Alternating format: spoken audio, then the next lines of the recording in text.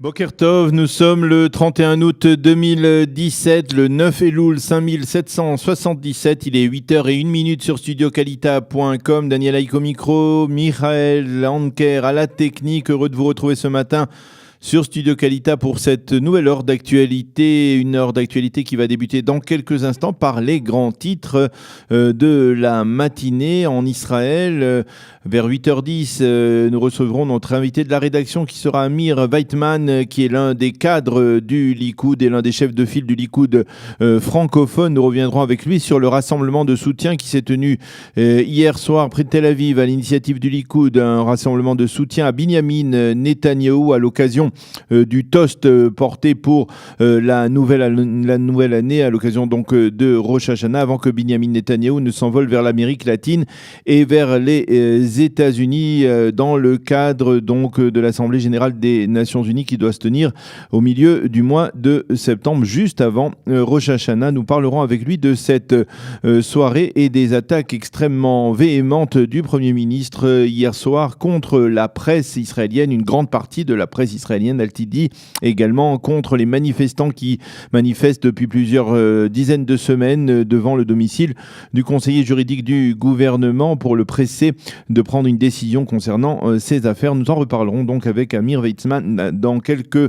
instants. Vers 8h30, nous serons avec Eliana Gurfinkel qui nous présentera sa revue de la presse qui nous présentera sa chronique Un jour notre histoire ce matin, comme elle le fait chaque matin. Vers 8h40, ce sera effectivement là la revue de la presse, lors de la revue de la presse des médias et des sites d'information que j'aurai le plaisir de vous présenter.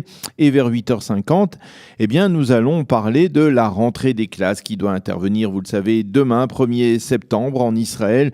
Nous serons en ligne ce matin avec Myriam Peretz, une mère d'une enfant qui entre demain en Kita Aleph. Voilà donc pour le programme de cette heure d'actualité. Tout de suite, les grands titres. Et comme je vous le disais, nous commencerons par ce rassemblement qui s'est tenu hier à Airport City, à proximité de l'aéroport Ben Gurion.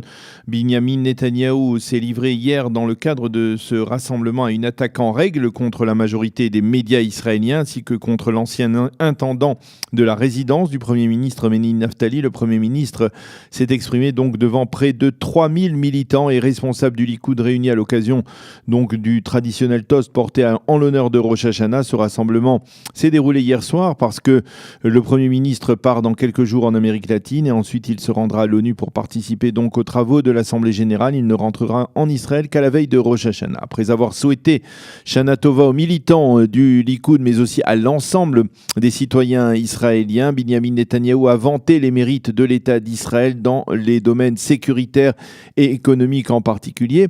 Mais a-t-il lancé alors aux militants réunis hier donc dans cette salle de Airport City, il a affirmé que la presse et les médias israéliens ne donnaient aucune résonance au succès d'Israël et préféraient présenter l'État hébreu comme un État isolé sur la scène internationale. Pourquoi, dit Binyamin Netanyahou? Eh bien parce que selon lui, cette presse préfère présenter Israël comme mettre l'accent sur les problèmes des problèmes qui sont à l'ordre du jour donc de cet État d'Israël, plutôt que sur ses réalisations positives et sur ses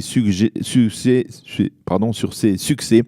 Ainsi, ces médias entendent faire chuter le gouvernement israélien après avoir échoué à le faire chuter dans les urnes il y a 2 ans. Le Premier ministre a reproché à cette même presse de choyer Menin Naftali, l'ancien intendant de la résidence du Premier ministre, uniquement parce qu'il avait décidé de faire campagne contre Binyamin et Sarah Netanyahou et de faire abstraction des soupçons de délinquance qui pèsent sur Menin Naftali, comme par exemple des soupçons de harcèlement sexuel. C'est lui que les médias nous présentent comme un chevalier de la lutte contre la corruption. C'est insurgé Binyamin Netanyahou. Le Premier ministre a en particulier dirigé ses attaques contre le Yediot Aharonot, l'accusant par exemple d'avoir publié avant-hier ce qu'il a appelé une fake news sous la plume de Shimon Shifer, l'un de ses principaux correspondants politiques, Shimon Shifer, qui avait cité le site de la Pravda, qui avait prétendu que la rencontre entre Poutine et Binyamin Netanyahou avait échoué. Les accusations de M. Netanyahou ont fait l'objet de nombreuses critiques au sein de l'opposition politique durant toute la soirée d'hier.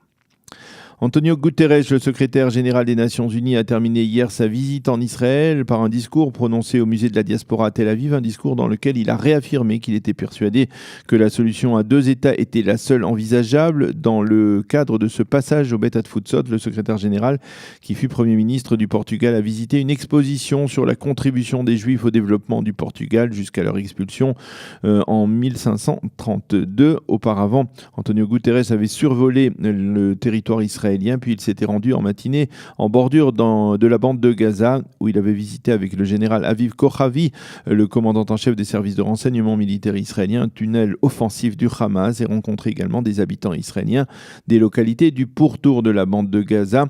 Antonio Guterres est ensuite entré à l'intérieur de la bande de Gaza pour y inspecter les écoles de l'UNRWA, et il a ensuite décrit la situation humanitaire dans Gaza comme catastrophique. Il a appelé Israël, mais aussi l'Égypte, à lever ce qu'il appelait leur blocus sur la bande de Gaza.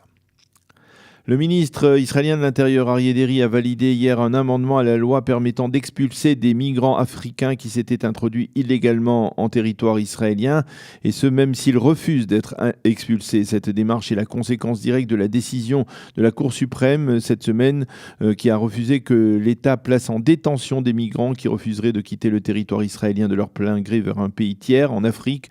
La décision de la Cour avait suscité la colère des habitants israéliens du sud de Tel Aviv qui se plaignent de la présence massive depuis plusieurs années dans leur quartier de milliers de migrants qui parfois leur rendent la vie difficile.